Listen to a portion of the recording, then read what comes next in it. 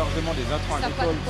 Question financière dans un premier temps. À votre avis, pourquoi la situation de l'élection du président Macron est assez... agricole se prépare.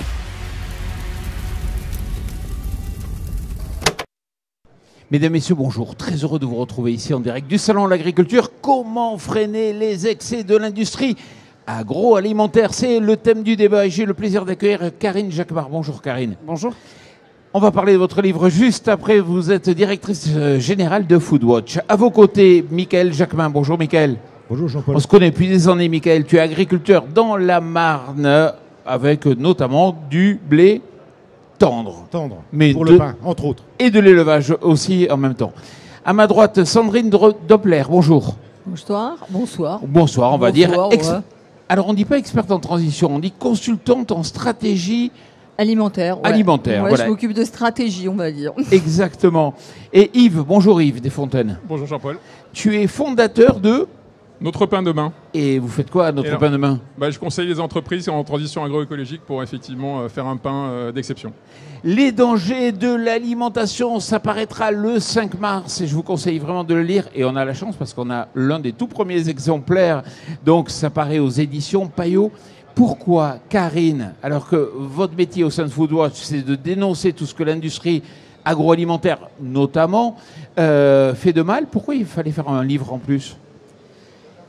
L'objectif du livre, c'était deux choses. D'une part, c'est de sortir des campagnes, un coup pour faire interdire l'aspartame, un coup contre les pesticides, un coup, mais pour vraiment expliquer, décrypter, informer sur en fait le système dans sa globalité et témoigner aussi de aujourd'hui quasiment 10 ans avec Foodwatch, 10 ans aussi de rendez-vous dans des ministères, 10 ans face à des lobbies et donc des exemples concrets de ce système agroalimentaire qui en fait détruit le vivant, qui crée de la précarité alimentaire et qui ne permet pas ce qui est un droit fondamental, l'accès à une alimentation saine, digne, durable, abordable.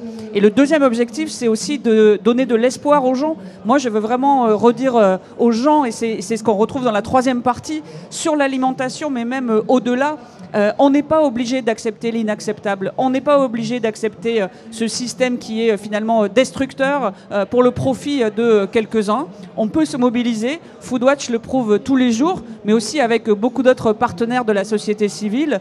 Mais chaque mobilisation, qu'elle soit à l'échelle individuelle, collective, locale, nationale, européenne, tout marche en fait pour dire on veut une société plus juste, plus durable. Et moi je suis convaincue que l'alimentation qui est à la croisée des enjeux sociaux, environnementaux, économiques peut permettre ça. Et je veux qu'on réconcilie collectivement agriculteurs, agricultrices et mangeurs, mangeuses, production alimentaire adaptée, adéquate, de qualité et environnement et qu'on arrête d'opposer et cette politique du diviser pour mieux régner qui, encore une fois, ne profite qu'à quelques-uns.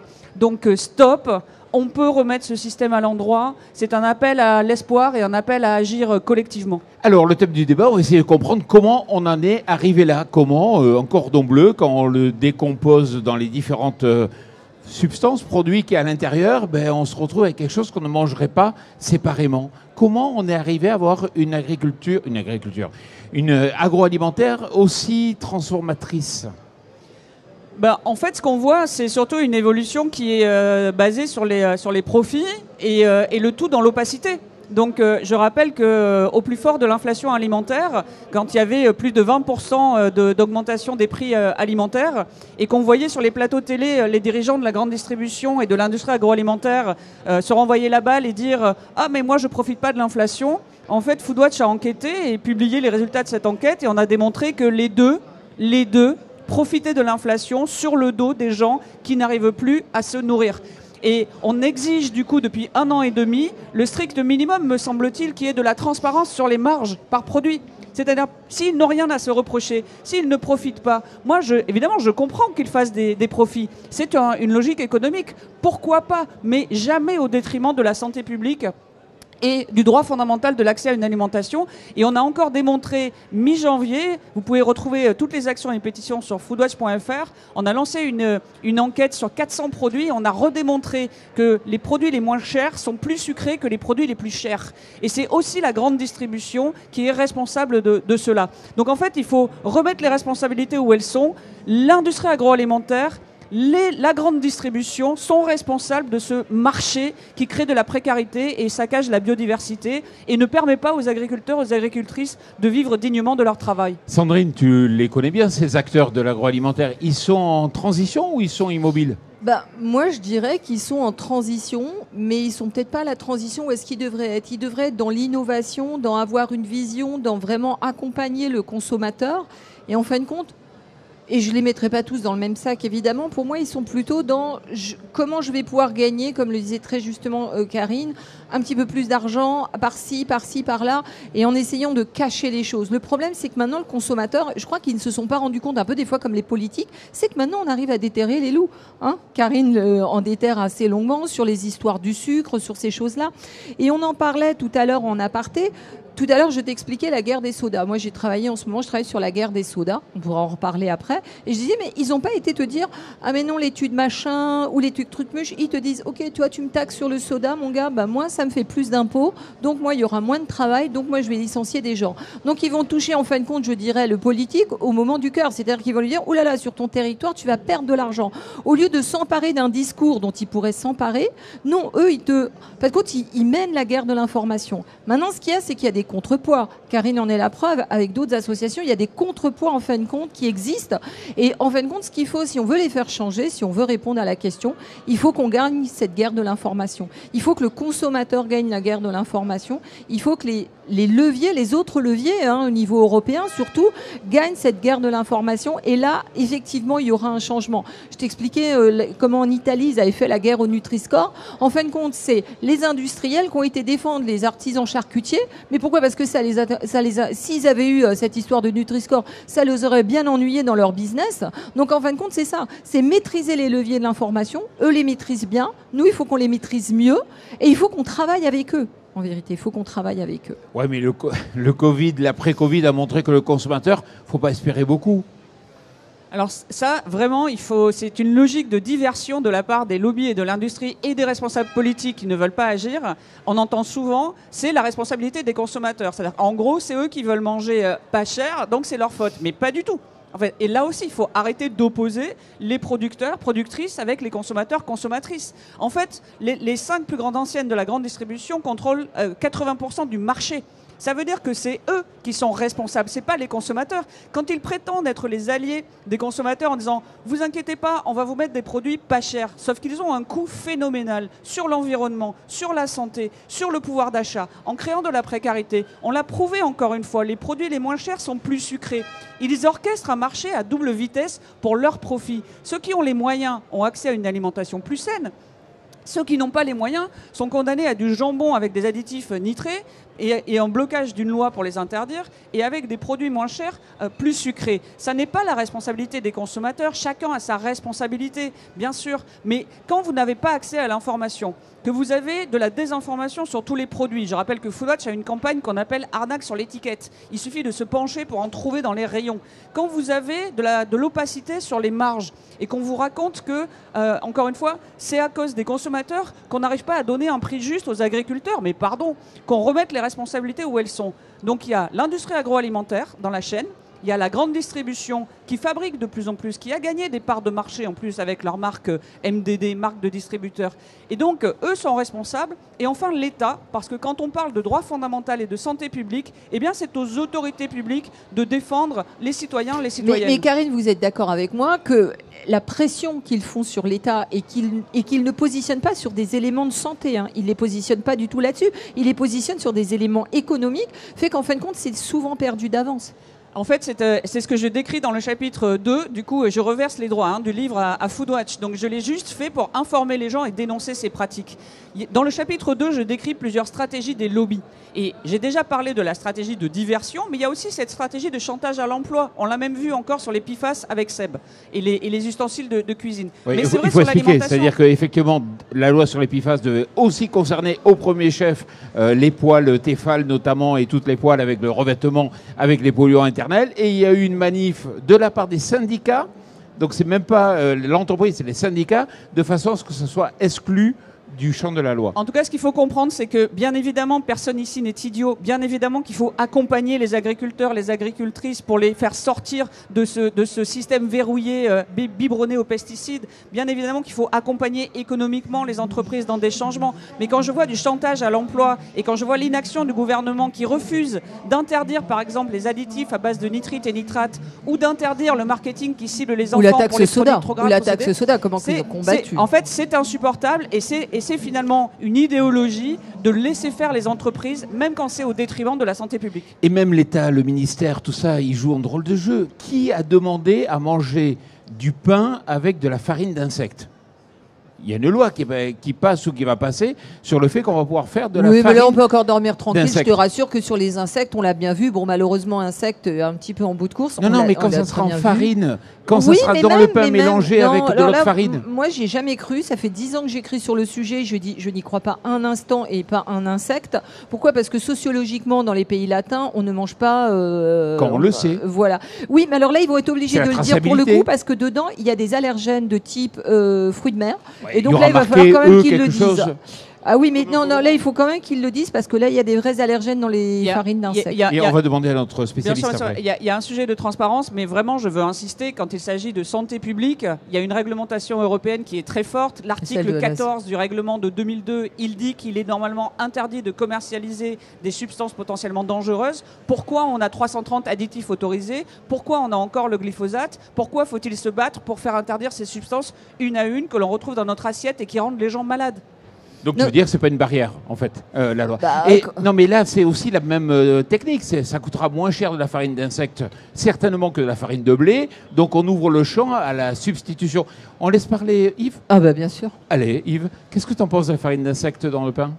Ben pour moi, elle n'a pas lieu d'être, sauf à être... Alors, encore une fois, moi je suis vraiment pour une transparence totale avec le consommateur, et notamment avec toutes les technologies qu'on a aujourd'hui et l'IA qui arrive. Demain, de toute façon, ça sera imparable. Là par exemple j'ai amené un pain qui vient de Bretagne, de chez Max Leblay, une entreprise qui s'appelle Des Saveurs de Pain dans le Morbihan. C'est quelqu'un qui fait aucun compromis. Et moi là le problème que j'ai avec l'artisanat, c'est que quand des gens comme ça défendent un pain avec du blé, ils sont obligés de dire que leur blé est pur. Je sais pas si ça vous parle, mais une farine de blé pur. Il n'y a pas d'améliorant, il n'y a pas d'enzymes rajoutés, il y a pas de. Ce sont des blés de population. On est très moderne, c'est-à-dire que là-dedans il y a de la farine, des semences modernes de type Renan. Il y a aussi des blés, des rouges de Bordeaux. On n'est pas. Enfin, ces gens-là sont pas contre l'évolution et les technologies, mais ils l'adaptent pour faire des produits d'exception.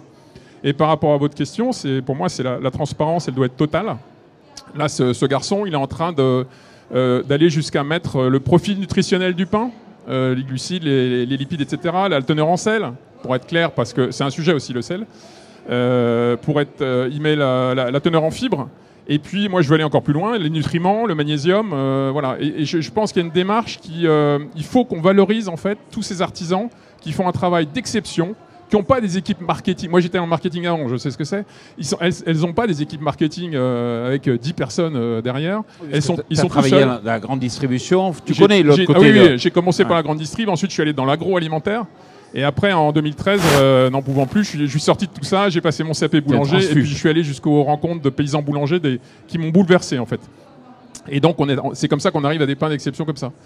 Et donc effectivement, il faut de la transparence. Là, c'est un sachet, par exemple, que j'ai fait pour lui. Les gens qui ont un savoir-faire, en fait, que ce soit d'ailleurs des agriculteurs ou des semenciers ou avec qui j'ai travaillé ou des boulangers, ils travaillent énormément, ils ont peu de temps, ils ont un savoir-faire, mais ils n'ont pas le temps de le faire savoir. Et donc, moi, ma question, c'est aussi comment... Il y a l'agro-industrie, ça, je suis en grosse partie d'accord avec vous. On pourra en reparler. Mais alors, moi, ce qui me dérange, c'est l'artisanat. L'artisanat qui, lui, n'a pas les moyens pour communiquer sa différence et justifier du fait qu'il a un produit d'exception qui est parfois 3 centimes plus cher que le concurrent. Et Mickaël, notre agriculteur, il en pense quoi du devenir de son produit quand il livre du blé et tout ce qui suit derrière ? Alors c'est vrai qu'autour de la table, je suis agriculteur, mais je suis aussi consommateur. Et en tant qu'agriculteur, on est très très sensible à cette chaîne de transformation qui est aussi une chaîne de valeur. Et la valeur, il faut qu'elle soit partagée équitablement. Le maître mot, et j'ai l'impression que le fil rouge, c'est la transparence. Tout le monde l'a évoqué là autour de la table. Nous, c'est ce qu'on réclame depuis longtemps. Alors quand on parle de transparence, c'est surtout sur la répartition des marges. Mais il faut aussi qu'on travaille sur la transparence de la composition, de l'origine. parce qu'on a aussi des attentes sociétales, parce que même si les consommateurs, a priori, certains considèrent qu'ils n'ont pas vraiment d'attentes, ils achètent, quoi, voilà. Et ben, je pense qu'il y a une majorité des consommateurs qui ont des attentes sociétales, et entre autres, ce changement climatique, l'impact CO2, quand on voit de la marchandise qui vient de nulle part, alors qu'on sait la produire chez nous, ça n'a pas de sens, quoi. Et donc moi, c'est ce qui m'invite à participer à ce type d'événement, pour le dénoncer et surtout remettre en avant le consommateur. Parce qu'il a quand même la capacité à pouvoir peut-être agir, malgré tout. Mais il faut que les industriels changent aussi un peu de paradigme. Oui, mais toi, en tant qu'agriculteur qui livre d'approvisionnement, de maillons de l'approvisionnement, est-ce que tu n'aurais pas intérêt à dire, attention, je te vends, mais j'ai envie de savoir quand même ce que tu vas en faire? D'autant plus qu'une marque sur deux de l'agroalimentaire appartient au monde coopératif. Bon, après, ici et là, il y a des coopératives qui font des gros efforts pour recréer du lien justement entre le producteur qui soit identifié et quelques industriels. Moi, je fais partie de Vivesia, ils ont mis en place un programme transition où, c'est encore pas des volumes énormes, mais je pense que l'impulsion, elle est donnée. Et on y met tout dans transition. La partie économique, parce qu'il y a une notion de rentabilité, la partie environnementale, sociétale, le RSE au général.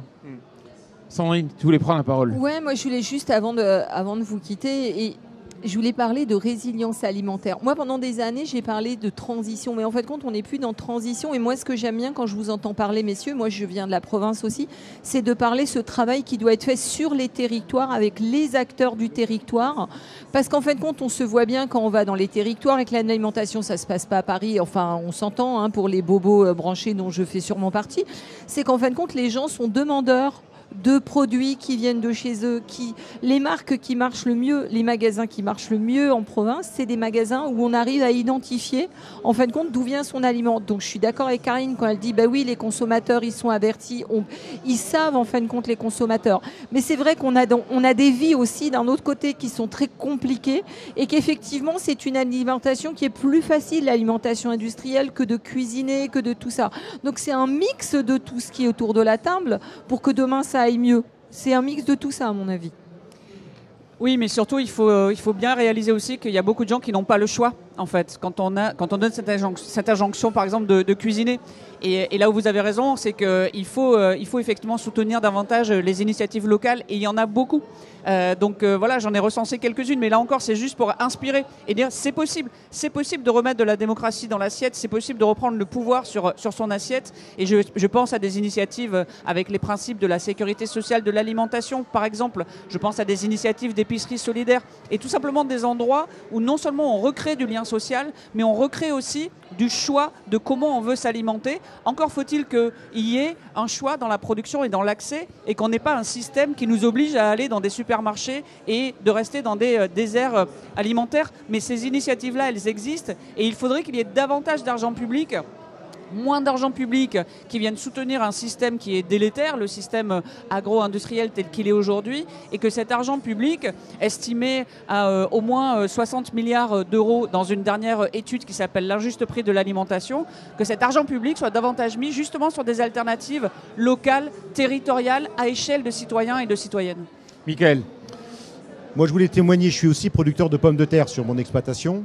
Et moi, je suis toujours choqué quand je vends mes pommes de terre, alors pour le coup, à des intermédiaires qui revendent. Enfin, voilà, on fait vivre beaucoup de monde. Et au final, l'industrie pommes de terre, c'est pas très, très compliqué en termes d'innovation. On prend la pomme de terre, moi je la vends, elle arrive dans une usine, elle est lavée, conditionnée. Alors le prix, je vous en parle même pas, vous allez être choqués. Mais moi, je parle juste de l'acte commercial. Quand l'acheteur vient chez moi, à aucun moment, il goûte la pomme de terre. La seule chose qu'il fait, c'est qu'il la lave devant moi. Et il me dit, c'est beau, elle est belle, elle brille, elle vaut tant. Mais tu veux dire que le goût, ça ne l'intéresse pas? Pas du tout. Il pose même mais ça, les consommateurs, il faut qu'ils s'interrogent un petit peu sur ce qu'on leur propose à la vente.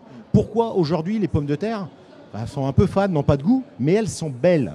Enfin, ça n'a pas de sens, quoi. Alors qu'on a des variétés peut-être un peu plus anciennes, peut-être plus rustiques. Et là, pour le coup, il ne faut pas la laver. Mais une pomme de terre, il y a un moment, on la lave, oui, mais c'est pour l'éplucher. Et moi, ça me frustre énormément et ça génère un taux de gaspillage, de freinte, de triage, parce qu'elle n'est pas belle. Mais quand je dis belle, c'est la couleur. Il faut que ma pomme de terre ressemble à un œuf. Et je suis totalement d'accord, mais là encore, c'est pas la responsabilité du consommateur. Qui gère l'offre, en fait? Et tous les chercheurs aujourd'hui qui regardent le système alimentaire et l'impact sur la santé et l'environnement disent bien que le facteur numéro 1, c'est l'offre alimentaire, c'est l'environnement. Donc encore une fois, tant qu'on est dans un système verrouillé, qui est biberonné déjà aux intrants, aux pesticides chimiques en amont, mais aussi dans le système alimentaire qui passe par 5 enseignes de supermarchés qui contrôlent 80% du marché et que eux, pour des raisons aussi économiques, veulent en fait un calibrage qui est standardisé et peu importe le goût, est-ce que les gens ont vraiment le choix? Donc déjà, repartons encore une fois de l'offre et essayons de changer les pratiques et faisons changer les pratiques des engagements des distributeurs de la grande distribution, de l'industrie, mais aussi là encore de l'État. Et commençons par remettre l'équation du prix au milieu. Et je vous invite vraiment à nous aider à se mobiliser pour obtenir la transparence sur les marges et reparlons prix et qualité et accès. Si je peux juste dire quelque chose, excusez-moi de vous couper. Moi, il y a un sujet qui me tient à cœur, c'est l'éducation alimentaire. Et je pense que franchement, des fois, au lieu de nous faire de la géométrie en CP, des matières un peu exotiques, on devrait remettre un peu d'éducation alimentaire. Moi, j'accompagne à titre bénévole et je les salue la tablée des chefs qui intervient dans les collèges pour réapprendre aux gens les bons aliments, les bons gestes, les choses comme ça. Je pense que tout ça, c'est vrai, tout ce qu'on dit autour du tableau, de la table, mais ça passe aussi par de l'éducation alimentaire qui a été perdue totalement. Mais Sandrine, je t'arrête, on a fait des débats ici sur le fait de mettre dans l'enseignement des cours de cuisine. Ça semble quand même assez simple. Ça éviterait le ultra transformé, ça simplifierait tout. Il y a eu des ministres qui sont venus de l'éducation, de l'agriculture. C'est très simple à mettre en place des cours. Il n'y a pas plus bête. Pourquoi ils ne le font pas? Ça ne sera jamais suffisant tant que l'offre amène vers des produits ultra transformés à 70% en moyenne dans les supermarchés. Oui, tant que l'offre est limitée amène les gens là où ils... Oui, mais vous êtes d'accord qu'il y a un moment, il faut aussi reprendre des bases. Mais je focalise sur l'offre parce que personne ne le fait et qu'on parle d'éducation alimentaire tous les jours. Et je suis d'accord avec vous, pas de méprise. Il faut de l'éducation alimentaire. Il faut aussi revoir la responsabilité des consommateurs et des consommatrices, mais ça restera à la marge tant que le système impose son offre qui est formatée, qui est aujourd'hui déséquilibrée, qui crée de la précarité et des maladies chroniques, et tant que ça, on ne le change pas. Or, on n'en parle jamais. Mais on en parle là, mais il y a aussi le prédiabète qui arrive au niveau mondial. C'est une véritable problématique qui va coûter de l'argent, qui va coûter des vies. Il suffirait de mettre, justement, il y a 2 pays qui l'ont fait, le Danemark et le Japon, des cours de cuisine pour être capable de diminuer cette problématique de prédiabète et d'arriver à équilibrer. Pourquoi les ministères ne le font pas? Pourquoi? Écoutez, ça je ne sais pas, mais ce que je peux vous dire, c'est qu'il y a beaucoup de gens... En fait, c'est une des solutions, mais c'est certainement pas la première, en fait, parce qu'il y a aussi beaucoup de gens aujourd'hui qu'on a plongé dans la précarité alimentaire, si vous voulez, qui savent très bien qu'il faut manger des fruits et légumes. On leur rappelle 4 fois par jour, mais qui n'ont pas le temps ni les moyens, en fait, d'acheter des fruits et légumes, qui n'ont pas le temps et les moyens d'accéder à une cuisine, qui n'ont pas le temps et les moyens de faire cuire pendant 1 heure un curry parce que ça coûte de l'énergie. Donc, je ne vous dis pas le contraire. Je dis juste que ça ne peut pas être prétendument la réponse à un système alimentaire qui aujourd'hui a vraiment besoin d'être remis à l'endroit. Et après il faut vraiment que je vous quitte, mais j'aimerais qu'on puisse continuer, Karine, et puis tous ensemble. C'est qu'en fait on a aussi comment dire ça, on n'a plus de variété alimentaire. Je ne sais pas si c'est ce que vous appelez l'offre, mais moi, c'est ce que j'appelle la variété. En fait, quand on mange toujours la même chose. Et en définitive, ça, c'est grave aussi, parce que manger, c'est se socialiser, c'est partager, c'est goûter, c'est avoir de l'émotion de manger quelque chose. Et ça, on ne l'a plus du tout. On l'a plus du tout, et ça c'est assez inquiétant, on va dire. L'OMS avait sorti un rapport sur le sujet, sur la variété alimentaire. Donc ce que je retiens, c'est qu'il y a un gros problème quand même avec l'agroalimentaire, même si on ne peut pas tout mettre tout le monde dans le même sac, comme d'habitude. Je retiens qu'il y a un problème avec la grande distribution, avec une offre justement qui est certainement pas qualitative aujourd'hui. Il y a un véritable problème avec le gouvernement, avec l'État, qui peut-être se laisse trop souvent influencer, qui va remettre en cause le Nutri-Score, etc.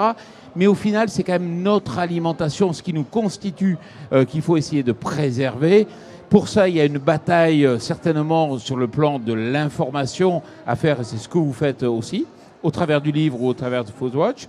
Et puis aussi les agriculteurs, moi je pense que vous devez vous intéresser à ce que deviennent vos produits auprès de vos clients. Merci pour d'être venu avec ce pain, et puis surtout, merci à vous. Merci. largement des intrants Ça pas de agricoles. quoi il est mort. Question financière dans un premier temps. À votre puisque avis, derrière, il pourquoi la situation de l'élection du président Macron est assez... agricole se prépare